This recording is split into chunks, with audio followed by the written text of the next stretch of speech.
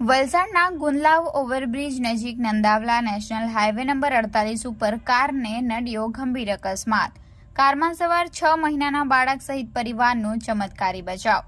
આજરોજ મોડી સાંજે વલસાડના નંદાવલા નેશનલ હાઈવે નંબર 48 ઉપર બનેલી અકસ્માતની ઘટનામાં મળતી માહિતી મુજબ એક મુસ્લિમ પરિવાર દમણથી સુરત પોતાની Maruti Brezza car number GJ05RW2642 લઈ સુરત તરફ જઈ રહ્યા હતા, જે દરમિયાન ગુંદલાવ ઓવરબ્રિજ નજીક આવેલા નંદાવલા ગામની ખાડીના પુલ પાસે કાર આવી પહોંચતા ચાલકે સ્ટીયરિંગ પરનો કાબુ ગુમાવતા કાર ડિવાઈડરની પાડી સાથે અથડાઈ પલટી મારી ગઈ હતી અને બાજુમાં આવેલી ખાડીમાં પડતા માંડ રહી ગઈ હતી।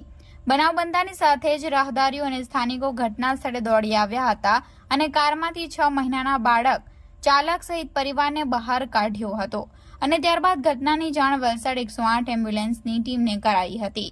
જો કે જાણ થતાં જ ગણતરીના સમયમાં જ 108 એમ્બ્યુલન્સની ટીમ ઘટના સ્થળે દોડી આવી હતી અને ઈજાગ્રસ્તોને વલસાડની કસ્તુરબા હોસ્પિટલમાં ખસેડવામાં આવ્યા હતા, જ્યાં ફરજ પરના તબીબો પાસેથી મળતી માહિતી મુજબ તમામની હાલત સ્વસ્થ હોય અને પરિવારનો ચમત્કારી બચાવ થયો હતો। સમગ્ર ઘટનાની વલસાડ રૂરલ પોલીસે તપાસ હાથ ધરી છે।